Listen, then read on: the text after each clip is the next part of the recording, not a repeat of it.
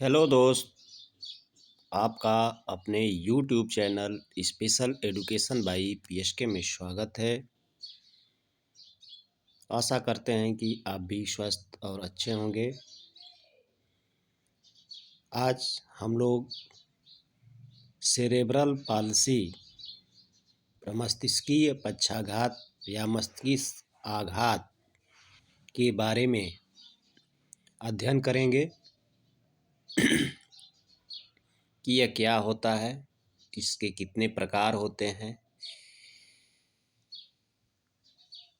ये इसका कारण क्या है, बच्चों को कैसे पढ़ाया जा सकता है, इस पर हम लोग चर्चा करेंगे। तो आइए हम लोग एक एक करके देखते हैं। मस्तिष्क आघात या सेरेब्रल पाल्सी जो है, मस्तिष्क आघात शब्द का पहली बार प्रयोग 1843 में अंग्रेज आर्थोपेडिक सर्जन विलियम लिटल ने मानव फ्रेम की विकृत नामक व्याख्यान की एक श्रृंखला में किया था। सेरेब्रल पाल्सी अपरिपक्व मस्तिष्क और प्रगामी आघात से उत्पन्न अंगाघात का नाम है। सेरेब्रल पाल्सी दो शब्दों से मिलकर बना है। पहला है सेरेब्रल और दूसरा पाल्सी। सेरेब्रल का शाब्दिक अर्थ होता है प्रमस्तिष्क अथवा मस्तिष्क के आगे का भाग होता है। अर्थ प्रायः टेटोरियम यानी तंबूनुमा रचना के ऊपर स्थित मस्तिष्क से किया गया है।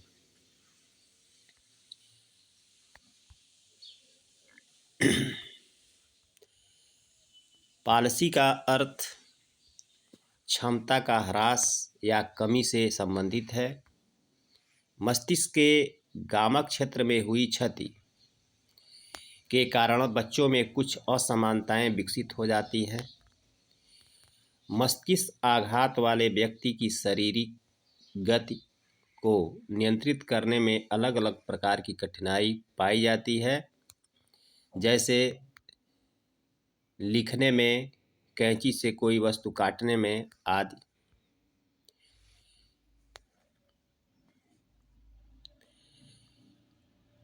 और प्रमस्तिष्कीय पक्षाघात का वर्गीकरण, यह कितने प्रकार का होता है, इस पर हम लोग चर्चा कर रहे हैं कि इस अवस्था का वर्गीकरण करने की कई पद्धतियां हैं।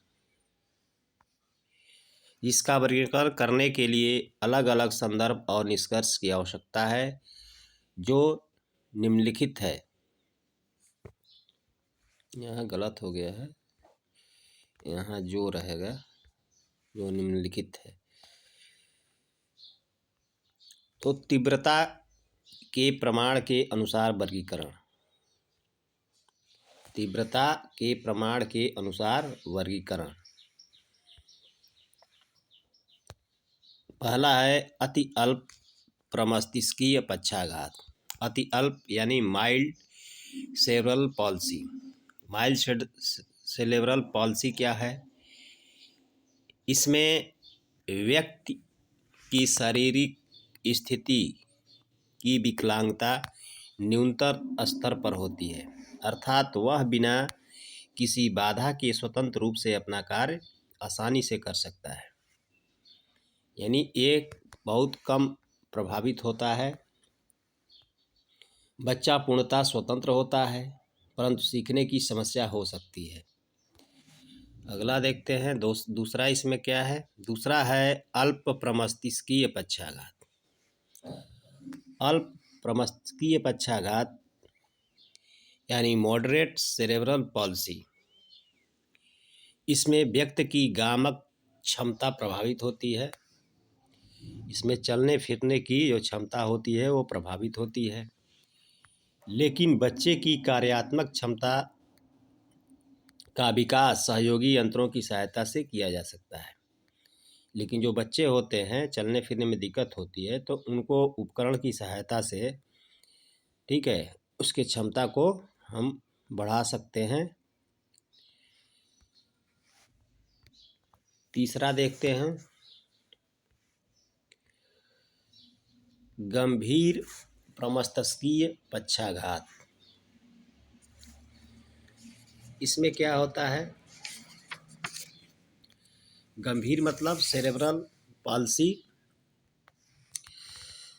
सेरेब्रल प्रमस्तिष्कीय पक्षाघात या सीवियर सेरेब्रल पाल्सी। इसमें बच्चों की गामक और शारीरिक स्थिति पूर्णतः गंभीर होती है। इनमें चलने फिरने की जो क्षमता होती है और शरीर की स्थिति पूर्णतः गंभीर होती है, अर्थात बच्चों को किसी भी प्रकार के कार्य के लिए दूसरे व्यक्ति की सहायता की आवश्यकता होती है।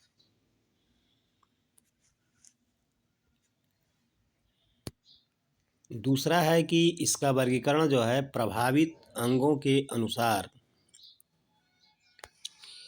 प्रभावित अंगों के आधार पर वर्गीकरण किया जा सकता है। इसमें क्या है? पहला, मोनोप्लीजिया। मोनोप्लीजिया में क्या होता है कि इससे प्रभावित जो बच्चे होते हैं, इनका कोई एक हाथ या कोई एक पैर प्रभावित पाया जाता है मोनोप्लीजिया में। मानो व्यक्ति या बच्चे का कोई एक हाथ या कोई एक पैर ही प्रभावित होता है। दूसरा है, जैसे चित्र में दिखाया गया है, पहला जो चित्र है मोनोप्लीजिया का, देखिए इसमें मोनोप्लीजिया में एक पैर प्रभावित है होगा या कोई एक हाथ। अगर हाथ होगा तो पैर नहीं होगा, पैर होगा तो हाथ नहीं होगा। हेमीप्लीजिया में व्यक्ति का एक तरफ के हाथ और पैर दोनों एक साथ प्रभावित होते हैं, ये हेमीप्लीजिया है। और पैराप्लीजिया में जो है व्यक्ति के दोनों पैर प्रभावित होते हैं। और क्वाड्रिप्लीजिया में देखिए व्यक्ति के दोनों हाथ तथा दोनों पैर अर्थात पूरा शरीर जो है वो प्रभावित होता है। आइए हम लोग देखते हैं कि प्रभावित अंगों के आधार पर वर्गीकरण में दूसरा है पैराप्लीजिया। पैराप्लीजिया, इसमें व्यक्ति के दोनों पैर ही प्रभावित पाए जाते हैं।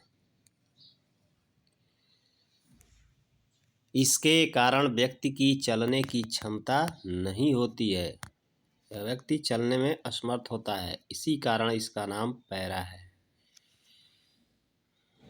पैराप्लीजिया है। ठीक है। तीसरा देखते हैं एथेटोइड।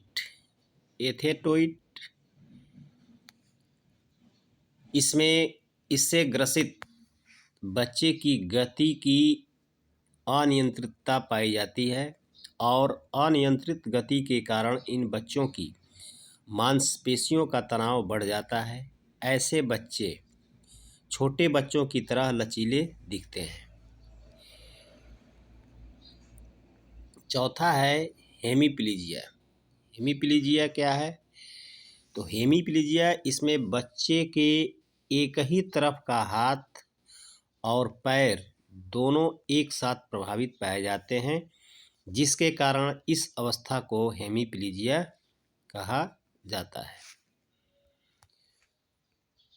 पांचवा देखते हैं, पांचवा है आपका डाईप्लीजिया। डाईप्लीजिया क्या है? डाईप्लीजिया में क्या होता है? ज़्यादातर स्थिति में डाईप्लीजिया में व्यक्ति के दोनों पैर प्रभावित होते हैं। कुछ ही स्थिति में इसका प्रभाव हाथ पर दिखाई देता है, लेकिन यह स्थिति ना के बराबर ही पाई जाती है, यानी वह व्यक्ति के दोनों पैर को प्रभावित करता है। अगर दोनों पैर प्रभावित है तो ऐसे बच्चे या व्यक्ति को क्या कहेंगे? डाईप्लीजिया से कहा जाएगा। और छठवां है आपका क्वाड्रिप्लीजिया। क्वाड्रिप्लीजिया इसमें व्यक्ति का पूरा शरीर प्रभावित होता है, अर्थात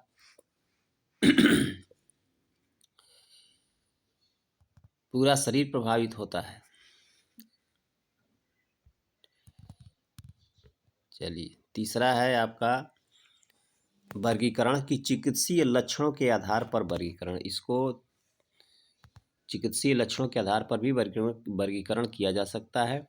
तो प्रमस्तीय पक्षाघात से ग्रसित बच्चों की समस्याएं एवं लक्षण प्रायः अलग अलग होते हैं, अतः इन्हीं के आधार पर उनके 4 भाग हैं जो निम्न हैं। कौन कौन से हैं आगे हम लोग देख रहे हैं। पहला है आपका स्पास्टिसिटी। इससे ग्रसित बच्चों की मांसपेशियां तनी हुई होती हैं। कैसी होती हैं बच्चों की मांसपेशियां?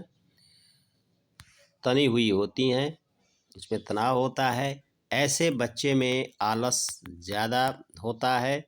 जब वह बच्चे क्रोधित या उत्तेजित होते हैं तो उनकी मांसपेशियां तन जाती हैं। इनका पहचान क्या है कि ऐसे बच्चों को पीठ के बल लेटाने पर सिर एक तरफ घुमा हुआ होता है और पैर अंदर की तरफ मुड़ा हुआ होता है। ये इसकी पहचान होती है स्पास्टिसिटी की। दूसरा है एथेटोटोसिस। एथेटोटोसिस क्या है? इससे प्रभावित बच्चों में गति की अनियंत्रितता पाई जाती है। अनियंत्रित गति के कारण इन बच्चों की मांसपेशियों का तनाव बढ़ जाता है। ऐसे बच्चे छोटे बच्चों की तरह लचीले दिखते हैं। तीसरा आपका है गति विभ्रम एटॉक्सिया। एटॉक्सिया में क्या होता है कि इस आघात से बच्चा असंतुलित रहता है। ऐसे बच्चे बैठे बैठे या खड़े खड़े गिर जाते हैं। ऐसे बच्चों की क्रियात्मक विकास कम होता है तथा बच्चे में गति की समस्या पाई जाती है। इसमें गति की समस्या पाई जाती है, जिसको गति विभ्रम या एटॉक्सिया कहा जाता है। अगला है आपका चौथा मिश्रित। ये चिकित्सीय आधार पर वर्गीकरण है। तो मिश्रित में क्या होता है कि जिन बच्चों में एथेटोसिस और स्पास्टिसिटी दोनों जैसे विकार हों, वह मिश्रित रूप का मस्तिष्क आघात कहलाते हैं, जिसमें दोनों प्रकार की क्षति होती है। अब देखते हैं कि प्रमस्तिष्कीय पक्षाघात का कारण क्या है। तो इसका प्रमस्तिष्कीय पक्षाघात के कारण को हम लोग देखते हैं। पहला है कि गर्भावस्था की टॉक्सिमा। गर्भावस्था की टॉक्सिमा। दूसरा है कुपोषण। तीसरा आपका है तीव्र बीमारी। चौथा है रूबेला। पांचवा हृदय रोग। छठा उच्च रक्तचाप। और सातवां है आपका गर्भावस्था के द्रव एवं झिल्ली में संक्रमण। अगर ये हो जाता है तो इसकी वजह से भी सीपी हो सकता है। अगला देखते हैं। आठवां जो है नाभिका रज्जु का गले के चारों ओर लिपटा होना, ये भी एक कारण है। कष्टमय प्रसव यानी लेट से जो प्रसव होता है उसकी वजह से भी हो सकती है। 10वां है नवजात श्वास रोध, यानी नवजात शिशु के सांस लेने में दिक्कत अगर हो रही है तो यह भी इसका कारण हो सकता है। 11वां है खून में शक्कर की कमी यानी शुगर। और 12वां है तेज पीलिया, या बच्चे को जन्म के समय या पहले से ही पीलिया है तो चांस ज़्यादा रहता है कि प्रमस्तिष्कीय पक्षाघात हो सकता है। अब हम लोग देखते हैं कि इसकी शीघ्र पहचान हम कैसे करते हैं। प्रमस्तिष्कीय पक्षाघात वाले बच्चों का शीघ्र पहचान। पहला है जन्म के समय शिशु का प्रायः शिथिल, निर्जीव जैसा तथा लचीला और पतला होना। ये कब होगा कि जन्म के समय ये देखने को मिलेगा। अगर इस तरह का है तो हम पहचान कर लेते हैं। दूसरा, शिशु की छाती की तरफ पकड़कर औंधे मुंह लटकाया जाता है तो बच्चे का उल्टा यू आकार दिखाई देता है, यानी वो लचीला होने के कारण एकदम झुक जाता है, सिर और पैर नीचे की तरफ मुड़ जाते हैं। तीसरा है कि जन्म के समय बच्चे का देर से रोना और सांस की समस्या का होना, ये जो है इसके पहचान के लक्षण हैं। चौथा है कि बच्चे में विकासात्मक कमी का दिखाई देना, जैसे गर्दन नियंत्रण में दिक्कत, बैठने, चलने या उठने में पिछड़ापन दिखाई देता है तो इसके द्वारा भी उसकी पहचान की जा सकती है। और देखिए क्या लक्षण हो सकते हैं शीघ्र पहचान के। बच्चे को देखने से कि बच्चे के ओठ से लार टपकना, ये जो है इसके द्वारा भी पहचान की जा सकती है कि अगर कोई बच्चा है और उसके ओठ से लार चू रहा है तो ये हो सकता है कि इसलिए कि उसका जो है ओठ पर मस्तिष्क के नियंत्रण नहीं होने के कारण ऐसा होता है। छठा, बच्चों में संचार समस्याओं का पाया जाना। बच्चों में संचार समस्या का पाया जाना ये भी है।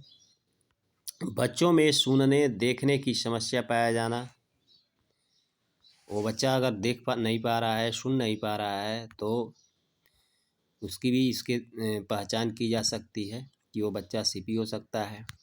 बच्चे में असंयमित व्यवहार, जैसे अचानक रोना, हंसना, डरना या गुस्से से कांपने जैसा व्यवहार हो सकता है, ये भी इसकी पहचान हो सकती है। 9वां है कि बच्चे को गोद में लेते समय, कपड़े पहनाते समय और नहलाते समय शिशु का शरीर अकड़ जाता है।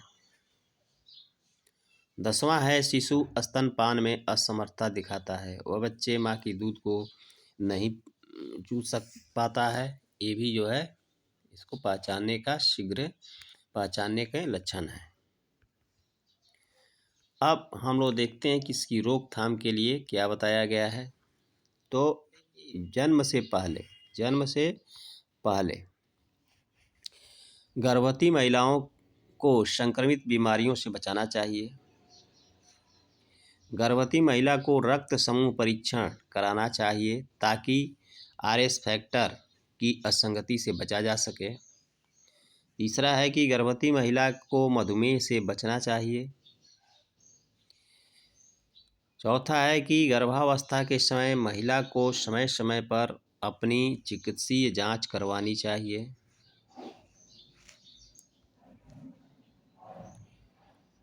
अब दूसरा है कि जन्म के समय रोकथाम। जन्म के समय सावधानी बरतने से भी इसको कम किया जा सकता है। तो क्या है कि जन्म के समय बच्चे को ऑक्सीजन की कमी से बचाना चाहिए, जिसके लिए चिकित्सालय में ही शिशु को जन्म देना चाहिए। दूसरा है लंबे समय तक प्रसव पीड़ा से बचना चाहिए। तीसरा क्या है कि अपरिपक्व जन्म ना हो, इसके लिए शुरू से ही ध्यान देना चाहिए। ये जन्म के समय का रोकथाम है। अब अगला देखते हैं जन्म के बाद का बचाव से जो है इसको कम किया जा सकता है। तीसरा है जन्म के बाद का बचाव। इसमें है कि बच्चे के सिर पर चोट न लगे। तो पहला हो गया बच्चे के सिर पर चोट न लगे, इस पर ध्यान रखना चाहिए।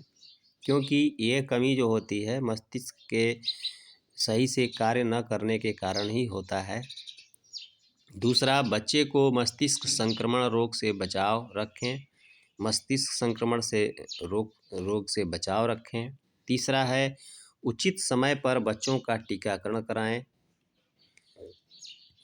चौथा, मस्तिष्क ज्वर से बच्चे को बचाएं। पांचवा है, बच्चे के शरीर में पानी की कमी न होने दें, क्योंकि इससे दिमागी क्षति हो सकती है और इसके कारण सीपी हो सकता है, इसलिए पानी की कमी नहीं होने देना चाहिए।